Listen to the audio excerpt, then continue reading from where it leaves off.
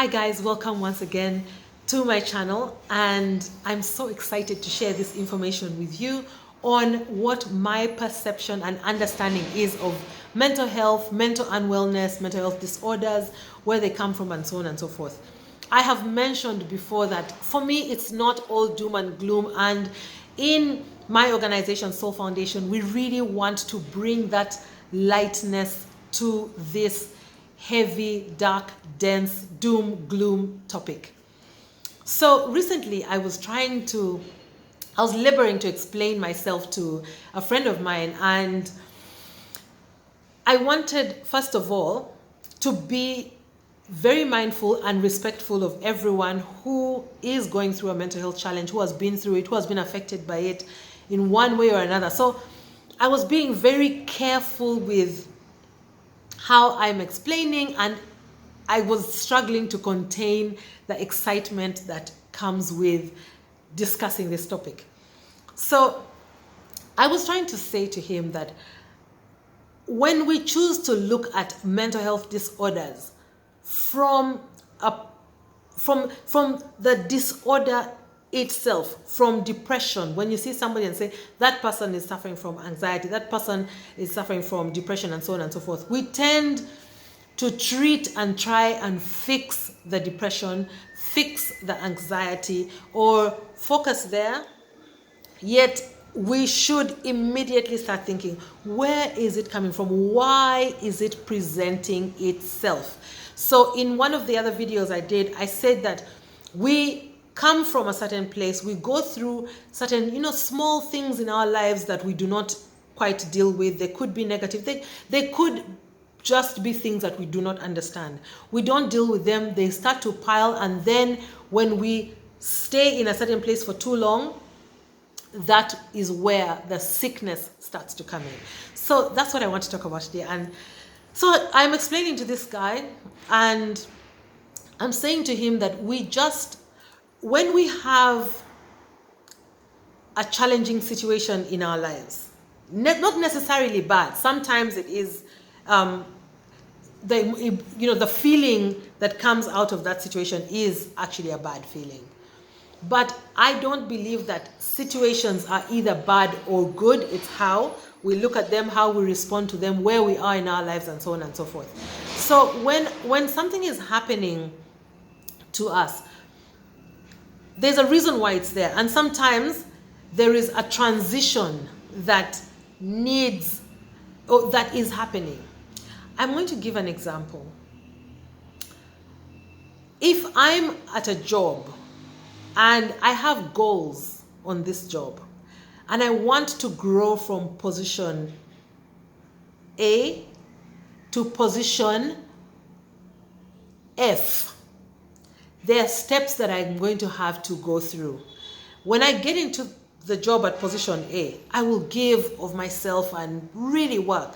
I will love my job probably. But there may come a time when I am no longer feeling fulfilled by this job. I feel like I'm not appreciated in this job. Okay? Same can happen in a relationship. You go in, you're giving it could be a friend, it could be a spouse, you're giving your everything, and you feel like I'm not being appreciated in this friendship, or this friendship is not taking me to where I want to go. Then you start to feel discomfort. Okay? You no longer fit in the space that you thought was perfect for you before. And if it's a job, you start to hate your job, you start to come in and you're unfulfilled, but you cannot just quit a job without a place to go. You cannot just quit your job without a plan. So you have to remain in that job. And many times people will say things like, you can't just leave your job. Where will you get another job? There are no jobs. You just have to stay with the one you have. And you may even speak to somebody and say, you know what, I'm no longer feeling blah, blah, blah. I want to move. And they'll say, but to where? Just stay there. You've done so well in that job. Just stay there. And then you start to dislike your boss. If there's a bunch of you who have stayed in your positions for too long, or even the company for too long, You all start to whine the same way. You all start to complain about the same things. You all start to talk about past glories that do not, that are not there anymore. So you're living kind of in the past. What is happening is the old you has died. The state in which you were before, where you were brilliant in that job, has outlived its purpose, okay? And it has died. That means it's time for you to move. Remember that you had a goal. I want to go from A to F. A is done. And I know a lot of people who will stay in A until there's an easy role to move into. And then they will move. Others will stay in A for 15 years. Now, when you die to yourself in that role, it's time for you to move on. Some people will stay, so then you stay in the job for a long time. The discomfort, the arguing with your boss, the not feeling fulfilled and motivated, every day you wake up, you're stressed about your job. That means you're not giving 100% of yourself to that work. Your output starts to get affected. Your productivity levels start to go down. The more they go down, the more you're ridiculed by your boss, and then you feel like there's a witch hunt and so on and so forth. So you build this whole toxic and negative thing around you. Guess what? You are in purgatory. And this is what this guy was saying. You mean people get stuck in purgatory. If you stay in purgatory for too long, your old self is dead. You cannot go back. You cannot go back to that job and be who you were, because that part of you is dead. It's time for you to transition into your next place, which is where God or your higher self needs you to be, so that you can get to point F as per a goal you set or an agreement you made with God when you were deciding where you wanted to go. So we are not listening to our inner self. We're not listening. We're not going back to God to say, I am quiet now. Speak to me and tell me what is next. Bring it to me, and then allow yourself to be open to receive whatever comes. The thing is, whatever comes may come in a fashion that is not what is acceptable in the ordinary conventional world. It may come in a very, very unconventional way, and we will resist it. And when we resist, God is not going to let you, fight too much.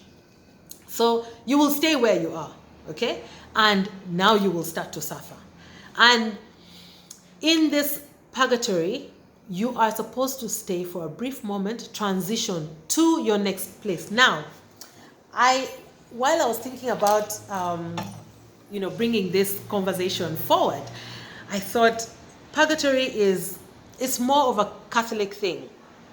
And so I thought, let me find the definition for those of you who don't know.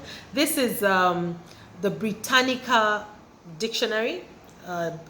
So the definition of purgatory, a Catholic definition, is that it's the condition, process, or place of purification or temporary punishment in which, according to medieval Christian and Roman Catholic belief, the souls of those who die in a state of grace are made ready for heaven. Heaven, guys. It's a place of purification so that you are made ready for heaven.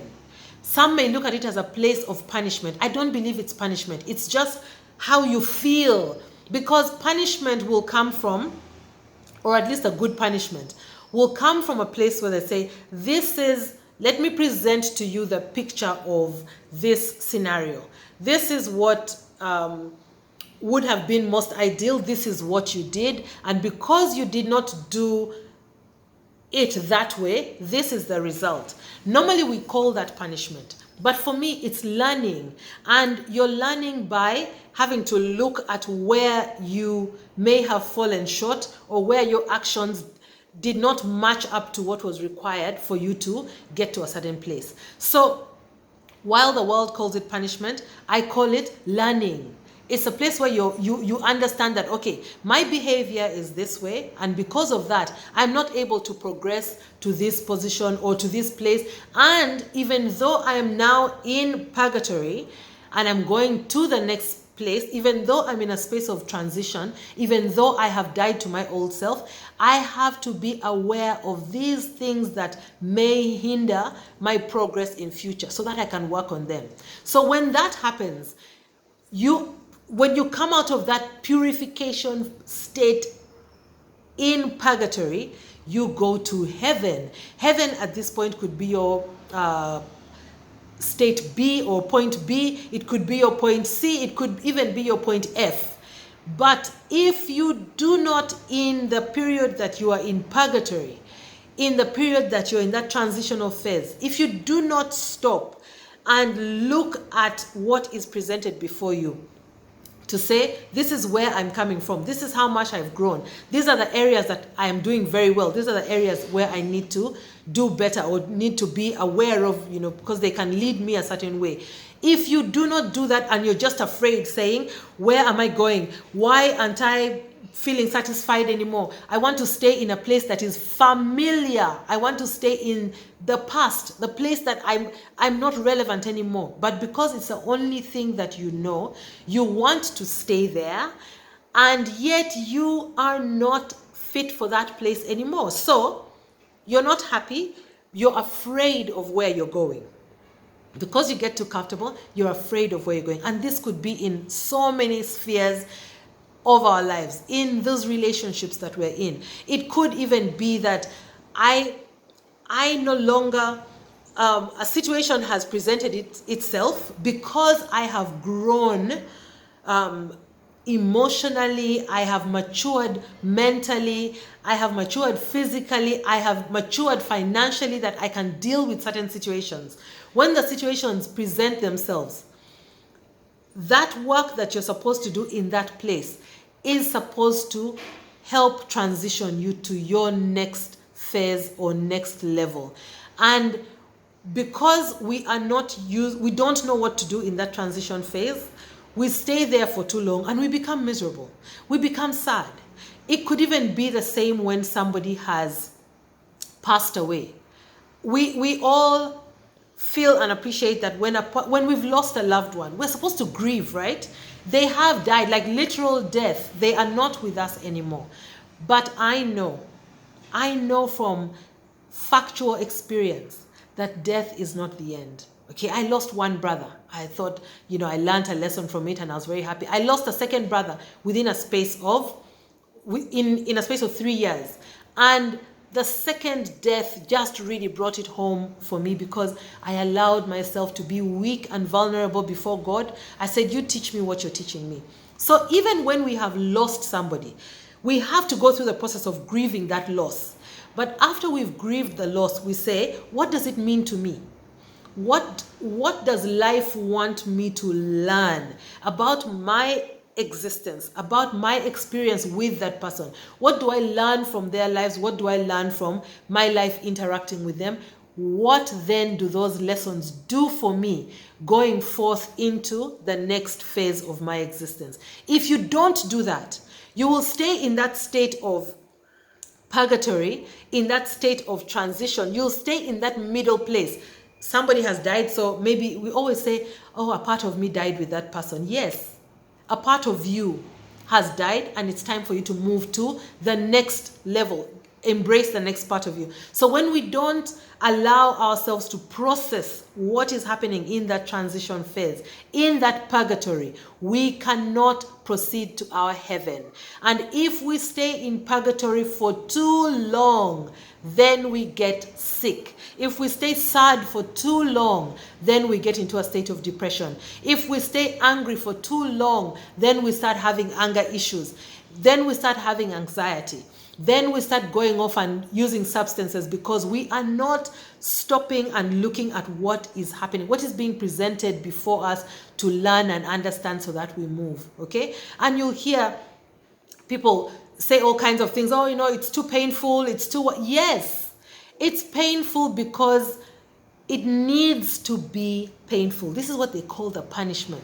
It's only painful because you're looking at something which you're not used to looking at, and it's going to conjure up emotions on the inside. But once those emotions come up and you really look at them, then you'll say, okay, it's painful, but I see why. I see how it hurts, because I loved the person so much. It hurts because I trusted this person so much. But why did you trust them and give them the power to be able to hurt you? What was your contribution to that relationship where the person hurt you? And what have you learned about yourself in that situation? When you allow yourself to see that, you move forward. And normally when you go to see a counselor or a psychologist or even your psychiatrist, these are some of the things that they help you process. Let's go back to that place of pain, that place of trauma, that place that brings the anxiety, that place that makes you so sad. Let's see what's happening there. Let's unpack.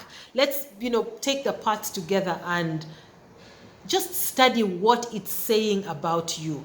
Once you come out of it, you'll be like, oh, now I know this is where it came from. I know this is probably why it happened. And you move on to your next level, to your greater self. So guys, this is how I view mental health disorders, is that when you stay in purgatory for too long is where the sickness comes in. If you avoid, and you've been avoiding for so long, that sort of becomes the purgatory sickness that you pick up, the depression. If you've been afraid or fearful for so long, every time that situation comes, you get anxiety. You just feel, and you run away from it. You don't deal with it. So I just wanted to say that it is not all negative if you can go past the disorder and go back to where this whole journey started that led you into the purgatory, so that you understand and you work towards living your fullest life. Thank you so much, and look out for more videos as I share what my understanding of mental unwellness and disorders is, so that we can work towards living our best lives, guys. Thank you so much.